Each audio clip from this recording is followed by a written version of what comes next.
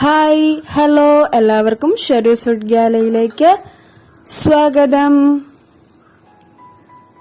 അപ്പോൾ ഞാനിവിടെ ഉണ്ടാക്കിയേക്കുന്നത് പുളിങ്കറിയാണ്. നമ്മുടെ ചക്കയുടെ മോഡലിൽ, അതായത് മുള്ളൊക്കെ ചെത്തിക്കളഞ്ഞ് അതിനകത്ത് അതുകൊണ്ട് ഉണ്ടാക്കുന്ന പുളിങ്കറിയാണ്. കുറച്ച് ചെറിയ ഉള്ളിയും വേണം, പിന്നെ അതും വേണം. ബാക്കിയുള്ള നമ്മുടെ വീട്ടിലുള്ള സാധനങ്ങൾ തന്നെയാണ്. തേങ്ങയും മുളക് പൊടി, മല്ലിപ്പൊടി ഇങ്ങനെയെല്ലാം കൂടെ ചേർത്ത് ഉണ്ടാക്കാവുന്ന സാധനമാണ്. അപ്പോൾ ഇതിനകത്ത് ഞാൻ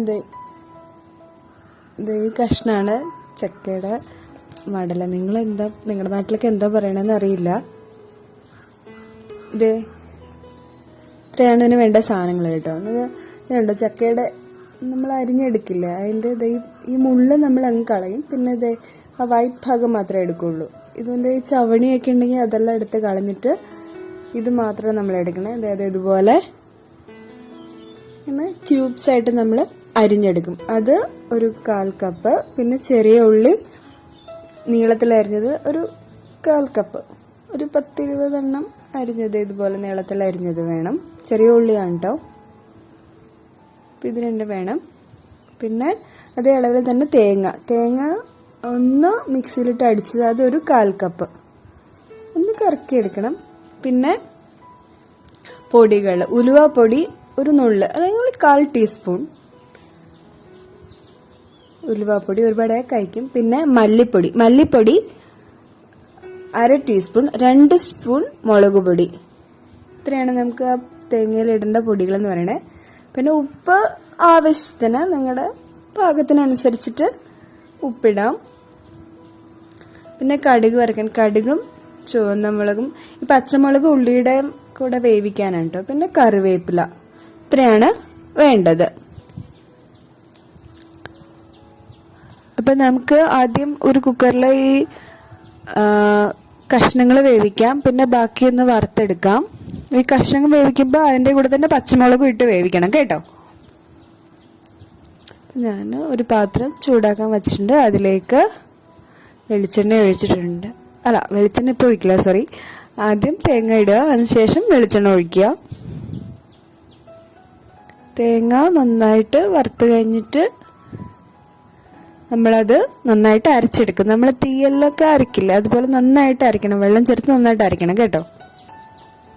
അപ്പം ഞാൻ മറ്റേനകത്ത് പുളി കാണിച്ചില്ല, പുളിയും കൂടെ ചേർക്കണം കേട്ടോ. ഞാനിപ്പോൾ കാണിക്കാം. ഇത് വറുത്ത് കഴിഞ്ഞിട്ടാണ് പുളി ഇടണേ. പുളിങ്കറി ആകുമ്പോൾ പുളി വേണമല്ലോ.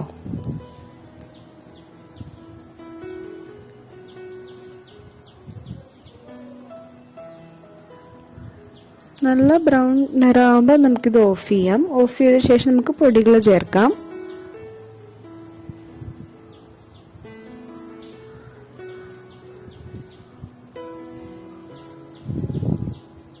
കുറച്ച് വെളിച്ചെണ്ണ ഞാൻ ഒഴിച്ചിട്ടുണ്ട്.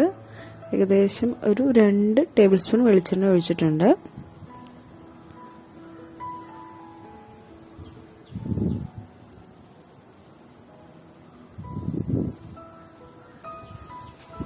നന്നായി ഇളക്കി കൊടുക്കുക.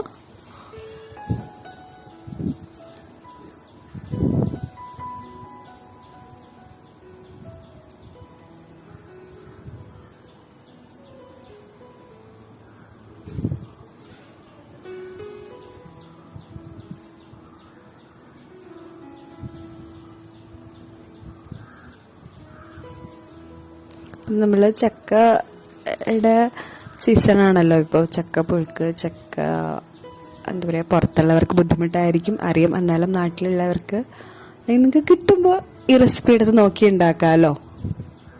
ഇതിപ്പോൾ നന്നായിട്ട് വറുത്തിട്ടുണ്ട് കണ്ടോ. ഇനി ഞാൻ ഓഫ് ചെയ്തിട്ടാണ് ഈ പൊടികൾ ചേർക്കണേ കേട്ടോ. ഉലുവാപ്പൊടിയൊക്കെ ഒരു നുള്ളി ചേർക്കാവുള്ളൂ, ഒരുപാടായാലും കഴിക്കും, അറിയാമല്ലോ നിങ്ങൾക്കത്. അത് പൊടി ഇട്ടിട്ട് നമ്മൾ കുറച്ച് നേരം ഇളക്കണം കേട്ടോ. ഇല്ലാന്നുണ്ടെങ്കിൽ ഓഫ് ചെയ്തതിൻ്റെ അതുകൊണ്ട് ആ പൊടികൾ കരിഞ്ഞു പോകാൻ സാധ്യതയുണ്ട്. അതുകൊണ്ട് നമ്മൾ കുറച്ച് നേരം ഇളക്കി കൊടുക്കുക. എന്നിട്ട് ചൂടാറുമ്പോൾ നമുക്ക് പുളിയും കൂടെ ചേർത്തിട്ട് അരച്ചെടുക്കാം. നന്നായിട്ട് അരയണം, അറിയാലോ.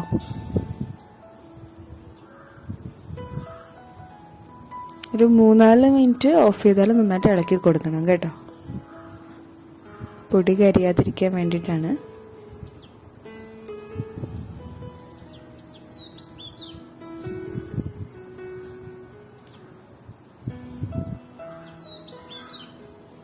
കാരണം നമ്മൾ ഓൺ ചെയ്യുമ്പോൾ തന്നെ നമ്മളിത് പൊടി ചേർക്കുകയാണെങ്കിൽ ഇത് കരിഞ്ഞു പോകും. ഓഫ് ചെയ്തിട്ട് ചേർക്കണം. കാരണം ഓൾറെഡി അതിൻ്റെ ചൂടുണ്ടല്ലോ, ഈ പാത്രത്തിൻ്റെ ചൂടും ഈ തേങ്ങയുടെ ചൂടും കാരണം ഇത് കറക്റ്റ് നമുക്ക് പാകത്തിന് കിട്ടും.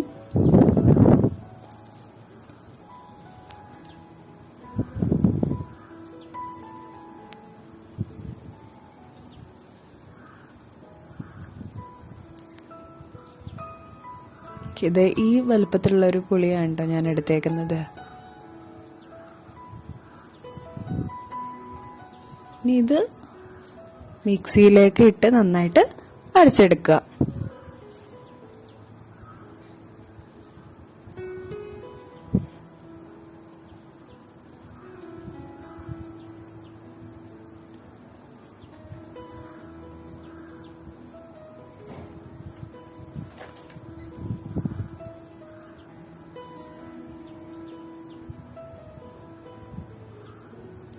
ഞാൻ വീണ്ടും ഒരു 2 ടേബിൾ സ്പൂൺ വെളിച്ചെണ്ണ ഒഴിച്ചിട്ടുണ്ട്.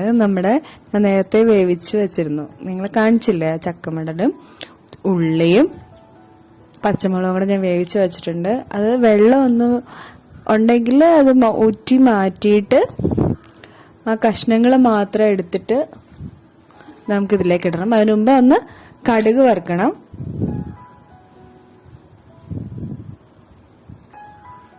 കടുക്, ചുവന്നമുളക്, അത് പൊട്ടി കഴിയുമ്പോൾ നമ്മൾ വേവിച്ച് വെച്ചിരിക്കുന്ന ഉള്ളിയും ചക്കയുടെ മടലും നമ്മൾ ഇതിലേക്ക് ചേർക്കുകയാണ്.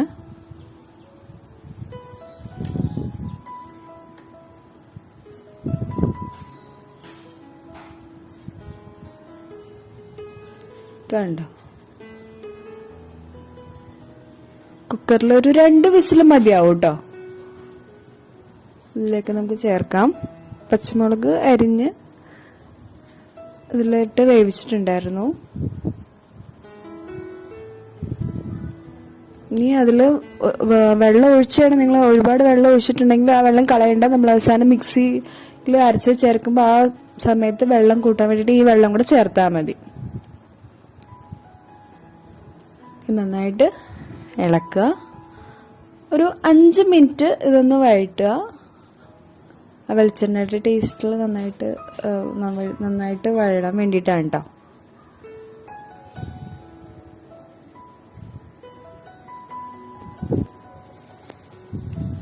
നന്നായിട്ട് വഴട്ടുക.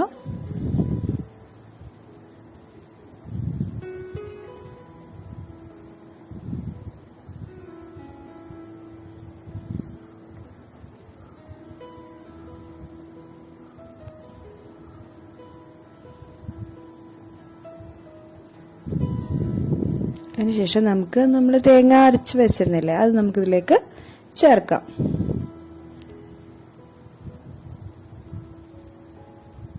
ഇപ്പോൾ വെള്ളം ഒഴിച്ചിട്ടാണ് അരച്ചത്. പിന്നെ ഇതിൻ്റെ കൂടെ നമുക്ക് വെള്ളം കുറച്ചുകൂടെ ഒഴിക്കുകയും വേണം. പുളിങ്കറി ആകുമ്പോൾ നല്ല വെള്ളം വേണമല്ലോ.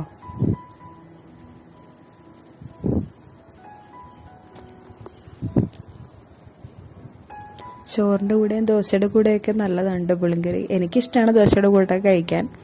ചോറിനാണ് നമ്മൾ മെയിനായിട്ട് കൂട്ടണേ, എന്നാലും ദോശയുടെ കൂടെയൊക്കെ നല്ല ടേസ്റ്റാണ്. കണ്ടത് ഇതുപോലെ നന്നായിട്ട് അരഞ്ഞിട്ടുണ്ട്, ഒട്ടും കഷ്ണമില്ലാണ്ട് ഫുൾ നന്നായിട്ട് അരയുക.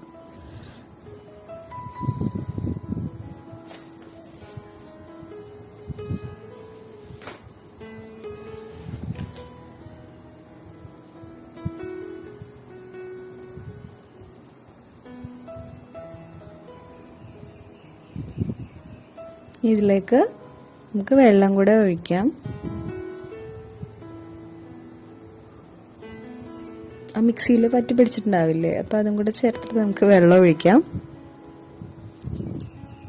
അതിനുമ്പ് ഒരു കാര്യം പറയട്ടെ, നിങ്ങൾ ഇതുവരെ സബ്സ്ക്രൈബ് ചെയ്തിട്ടില്ലാത്ത കൂട്ടുകാരാണെങ്കിൽ സബ്സ്ക്രൈബ് ചെയ്യുക, നിങ്ങളുടെ ഫ്രണ്ട്സിനും ഫാമിലിക്കൊക്കെ ഷെയർ ചെയ്യുക, അവരോട് സബ്സ്ക്രൈബ് ചെയ്യാൻ പറയുക. പിന്നെ നിങ്ങളുടെ അഭിപ്രായം കമൻറ്റ് ബോക്സിലൂടെ അറിയിക്കുക. കണ്ടോ, നല്ലോണം വെള്ളം വേണം. പിന്നെ ഇത് നന്നായിട്ട് തിളയ്ക്കണം. ഇത് തിളച്ച് തുടങ്ങിയിട്ട് ഒരു 5 മിനിറ്റ്, ഒരു 5-10 മിനിറ്റ് നന്നായിട്ട് ഇത് തിളപ്പിക്കാൻ വേണം.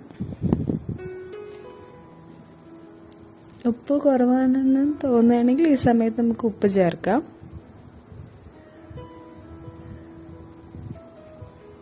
അപ്പോൾ ഒത്തിരി വെള്ളം വേണം. കണ്ടോ, ഞാൻ വീണ്ടും വെള്ളം ഒഴിച്ചത് നിങ്ങൾ കണ്ടല്ലോ. നന്നായിട്ട് ഒന്ന് ഇളക്കി കൊടുക്കുക. എന്നിട്ട് നന്നായിട്ട് തിളപ്പിക്കുക. ഞാൻ പറഞ്ഞിട്ട് ഒരു 5 to 10 മിനിറ്റ്സ് ഇത് നന്നായിട്ട് തിളയ്ക്കണം. കേട്ടോ, ഇതുപോലെ നന്നായി തിളയ്ക്കണം. അതിനുശേഷം നമ്മൾ ഓഫ് ചെയ്തിട്ട് നമുക്ക് കറിവേപ്പില ഇടാം, അല്ലെങ്കിൽ ഓഫ് ചെയ്യാറാകുമ്പോഴായിട്ടാലും മതി, നമുക്ക് ഇഷ്ടമുള്ള പോലെ.